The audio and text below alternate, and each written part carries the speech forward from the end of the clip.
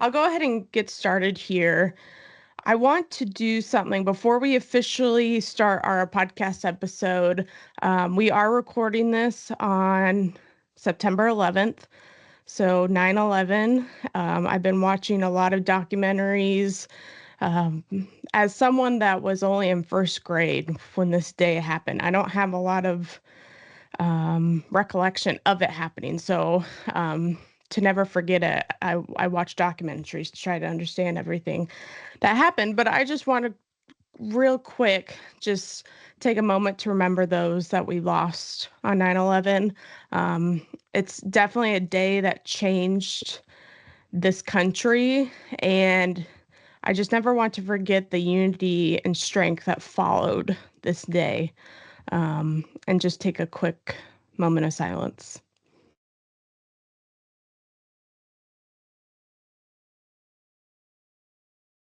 All right, thank you all. It's just something that's really, I just never want to forget this day. And I know there will be a lot of things out on social media honoring this day, but just wanted to take a quick moment on this podcast this morning. So thank you. All right, let's go ahead and get recording. We've had about 2 weeks off of vacation. Well, not really vacation. I've been traveling. And I understand. I think Shelby, you are on vacation, but let's gather up the reins. Let's talk about what you're seeing in the field. I saw the drought monitor the other day. It's that yellow is popping back up all around the country. I was down in southern Illinois. Well, not as southern as Kelly is, but I was around east of St. Louis 2 weeks ago. Then I was down in the Mount Vernon area last week. It's dry. So that didn't surprise me, but at the same time it did given how much rain they've had, but it looked like the faucet just turned off. So Eric, you want to start? Tell us what's going on in the fields, what you're seeing. Yeah, so a lot of activity, kind of gearing up for harvest. Not really much in the field yet in the immediate area. It seems like once you get out of East Central Illinois a little bit, I'm hearing rumors of maybe some more activity. I've spent a little bit of time in recent weeks over in Indiana as we start to make that push to the east. And there is a little bit of activity just crossed into Indiana, but really, not really much harvest activity. We're working, diligently with growers and everything, starting to think about for plans for next growing season and everything. Um, it's on the, I'm not telling anybody anything new with, high commodity prices and low grain prices. And so been working through some discussions with growers and everything as far as making plans, maybe what fertility plans are going to look like this fall and everything, and trying to communicate what would be the best case scenario for each grower. And so I think it's important for growers to have that conversation, really taking it into check where you're at, but also remember back, we're expecting some good yields in a lot of parts of Illinois this year. And so if you are in a scenario where you've pulled big yields off, a couple of years in a row, that's going to be big demands on the soil. And so making sure we're not shortchanging ourselves or setting ourselves up for a downward spiral because we're not maintaining our soil levels and soil fertility and everything like that. So just encourage growers that keep managing this crop, and I think they'll keep responding for us. Real quick, Eric, I want to ask you about the corn crop. Been seeing a lot of tweets of some yellowing corn, a lot of nitrogen that's being lost. What are you telling growers when it comes to anhydrous this fall? What to be mindful of, what to be thinking about if they are planning to do that this fall? Yep. So I've started communicating with growers that, if you've never used the MRTN, now is a great year to consider the MRTN. And for everybody's not familiar with the MRTN, that's a nitrogen calculator that's been vetted time and time again within the state of Illinois and even the Midwest, as far as what's the optimum nitrogen rate based upon economics, where the best return on investments. And so, I mean, this work has been done for, since around 2010, 2011 is when a lot of this work started. And so I've been really advocating for that for our growers. I mean, thankfully, I think a lot of our growers already in the area and a lot that I work with are already, a lot, maybe not using the MRTN, but the rates that they're using are falling into that category.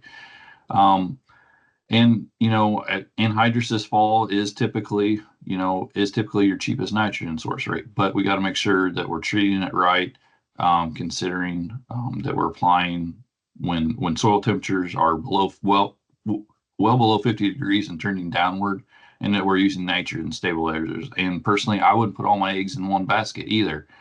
Even though anhydrous is typically our cheapest nitrogen source, it may be the most susceptible to loss depending on environmental conditions. So for this fall, kind of recommending growers somewhere between that probably 60 to 120 pound rate of anhydrous to have maybe a good base established, maybe to carry us through if timely applications aren't exactly able to happen next spring when we like. So it's nice to have a good base established, but not all our eggs in one basket.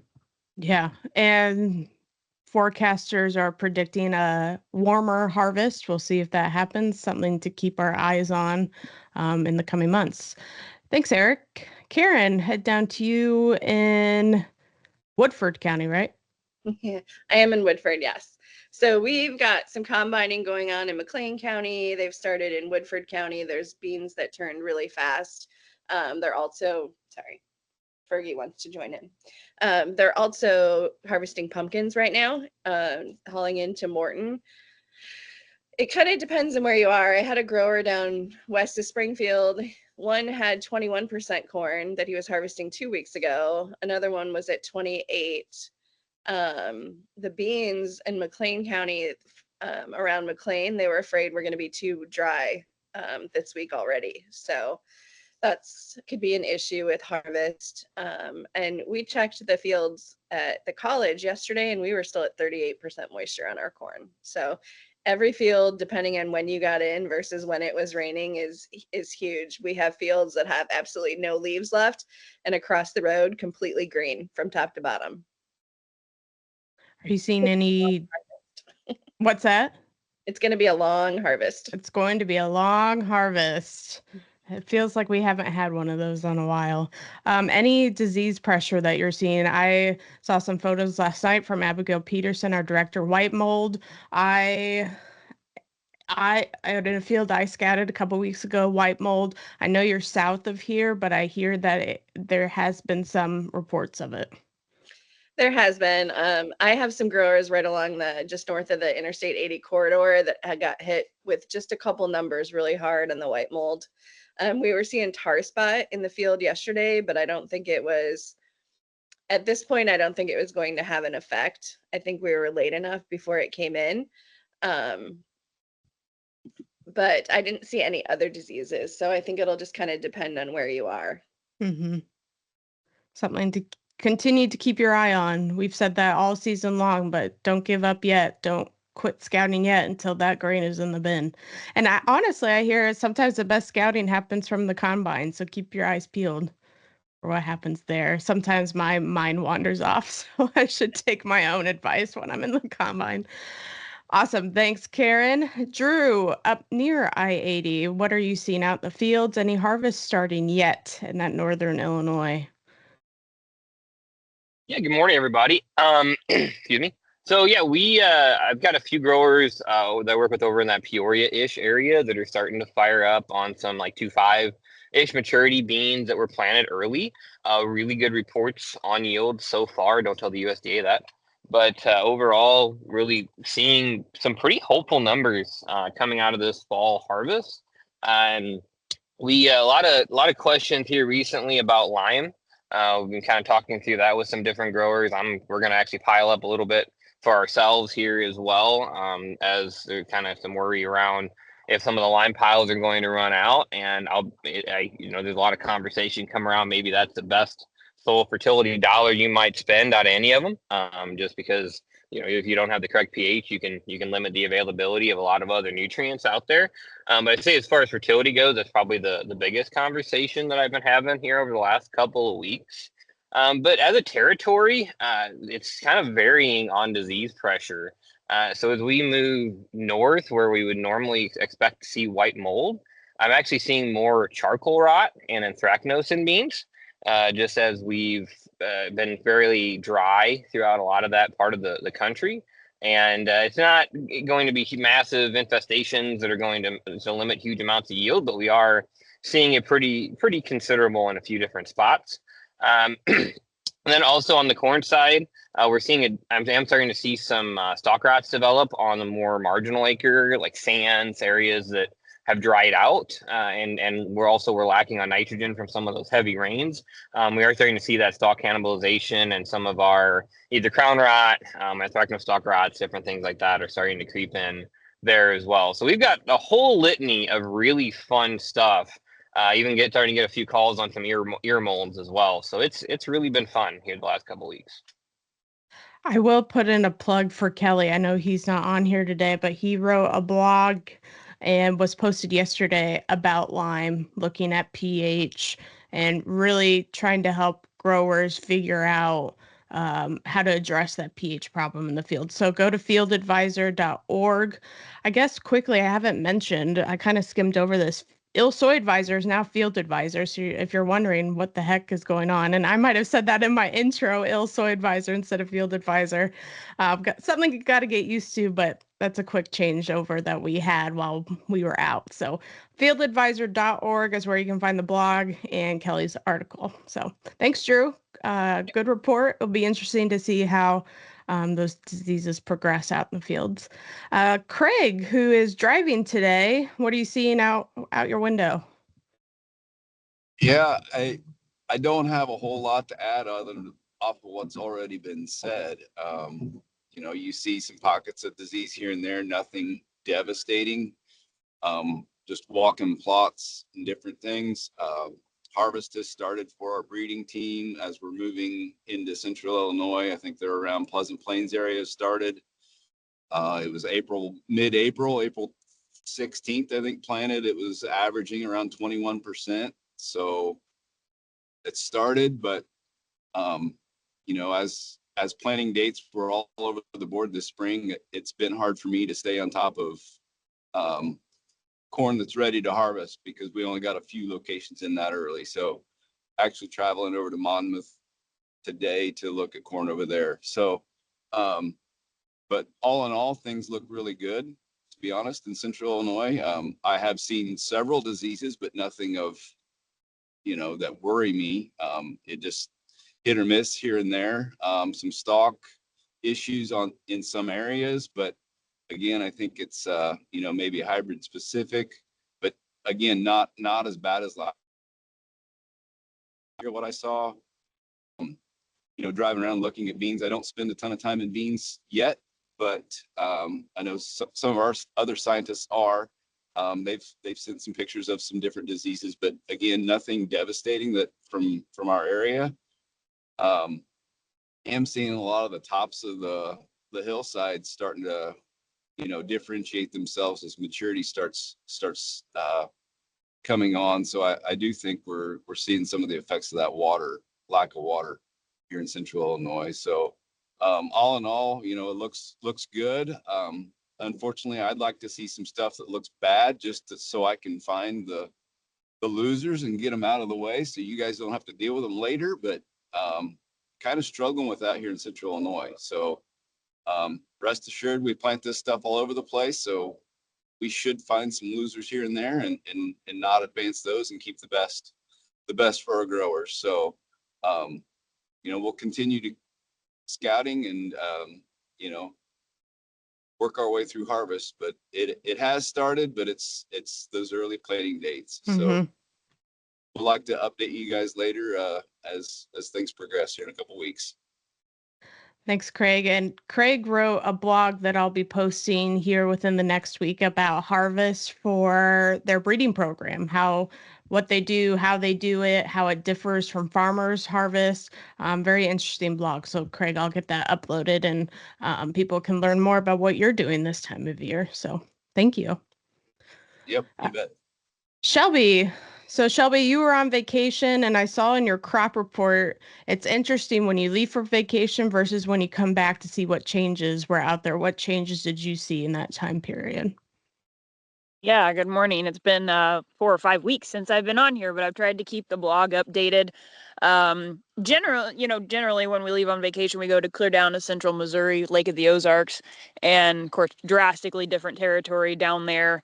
And sometimes when we get back, it's a totally different world. We can leave central Illinois and it's as green as grass. And when we return, it is as brown as harvest. And this year when we returned, it was pleasant to see. I know we had received some rain while we were gone. Things looked really good around here and continued to. And so excited to see that, and makes you feel good when you pull back into the farm. It's like, okay, we don't have to be too depressed as we return from vacation. So walked a lot of fields the last several weeks, and as everybody else has said, don't tell the USDA, but we're going to have a crop. The difference in this territory is that we do have some wet holes. You're going to have that 230, 260 corn, but you're also going to have some areas that are going to be much lower, 50s, zeros. There's wet holes out there. So we're going to end up with pull down on overall yield, but they did the yield checks around here, and in the East Central Illinois area, anything ranged from about 190 to 260. So, I mean, there's going to be a very wide range in territory. Planting dates are going to be key. A lot of that early planted stuff, we saw a lot more SDS and early planted soybeans. Even with some good seed treatments, we're still seeing SDS show up, but it's not a silver bullet when you have those on there, as well as the early planted corn. Those populations, we don't have what populations we dropped. We don't have that 35, 36. You're seeing the 32. It'll be interesting to see, as you know, it all shakes out here and where we sit. And I think guys are going to be pleasantly surprised. And as Eric said, I had somebody ask me the other day about fertility. Well, markets are down. I don't want to spend the money. I really don't want to put fertility on. I just cringed. I'm like, please don't. You have to do something. It's ROI, return on investment. You still need to put some maintenance out there. I am not a fertility person. I'm not, but I do know that we've got to maintain a crop, and you don't want to, don't start forgetting about the fact that we still want to produce a crop in the upcoming years, even though we're in a down market. We really have to have the yields if we're going to be down. But overall, I'm excited. There's been a little bit of tar spot, a little bit of SDS, some white mold, different things as everybody has mentioned, but I'm excited to get into the field and kind of see where we all stand and where we sit. And as Kelsey said, like, combining is the best place to see what's out there. So you can't make a whole lot of decisions until you really know what you have on your farm. And so it's always exciting to hear how things come around. Mm-hmm. Strongly advise having a notebook in the combine if you don't already, so you can be writing things down. I think we've said this all summer long, but you can get some short-term memory when it comes to some of these things. And looking at the wet spring we had, rolling into a wet summer, now dry, just take those observations and help prep. Like Eric said, you're already talking about next year. So now's the time to keep writing those observations down. Anything else that's come up that we didn't hit on that farmers are asking about? Or is it just kind of wait and see, let's get in the field? I'm sure farmers are getting antsy, getting ready, or are already started. I would just One like thing to I forgot to mention. Oh, go ahead. Go ahead, Craig. Or Drew, you start first. Yep. I was just gonna say the one thing that I forgot about that's come up in about the last 4 days is I'm getting a lot of pictures of the tops of soybean plants that are turning purple.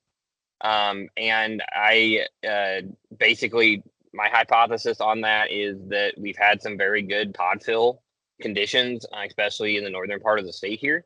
And we've actually had some moisture, different things like that. And actually, these plants are done flowering, and it's that source to sink. We see that around the corn ear, right on the outside of the field. We see where that purpling of the sugars of the plant will build up around that ear when it's just full and packed in.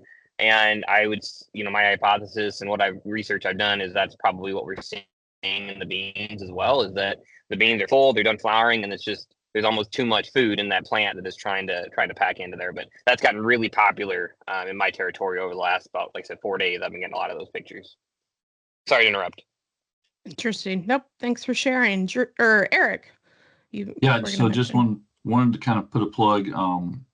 I know a lot of growers have got varying opinions about this and what maybe say they trust or don't trust. But I would encourage growers that, if you got yield monitors in your combine, use them. Take the time, especially right now as we're getting with harvest, take the time to get them calibrated. There's so much valuable information and insights can be gained from yield harvest maps and everything. And it's a great way to potentially diagnose problems that, as a result that you weren't for sure if it was a problem or not. And then even as far as, I think a lot of us here today have mentioned not forgetting about soil fertility. It is another great tool to use to make, say, removal fertilizer applications by harvest yield by VRT. There's a lot of great insights that can really be gained there and then, make future management decisions and everything. So really encourage growers, take the time, do a yield calibration, do it right, go through all the steps. And, especially like in corn, as we get started, corn is a little bit on the wetter side, do a good calibration now, but then as we get into harvest, as changing conditions, another calibration may be needed to take account for those moisture changes. So don't forget about yield calibrations on combines. Yeah, great reminder. I would just say if you're thinking about cutting your fertility, make sure that you have recent soil tests so that you know where you started. Some people may be able to cut back on what they've been putting on if they haven't cut back recently, but I would just know where you are as far as your fields before you make any drastic decisions about fertility. Great reminder. And I will say it's a bit early, but we will talk about this as fall goes on. Also sampling for soybeans, this nematode.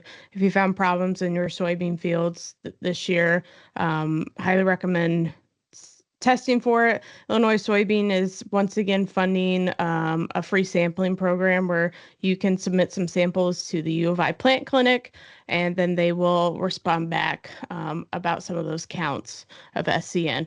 So I'm sure Stephanie and I will be talking about that in the future of how to do that.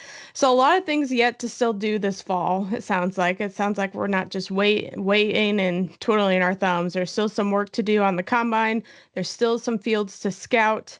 2024 growing season's not over yet, and we're only just 2 weeks into September. All right. Thanks all. Appreciate this update today. We'll gather here in about 2 weeks. I think we're going to start going on a kind of a bi-weekly basis with our updates. We'll have some other podcast episodes in the vault for you to listen to. But until then, keep scouting your fields. If you have any questions, message us at Field Advisor. We're on Facebook, X, and we just got an Instagram. I need to put that plug in there. We just got an Instagram after we kept saying we needed one. So you can follow us on there too. All right. Thanks, everyone. We'll talk to you next time.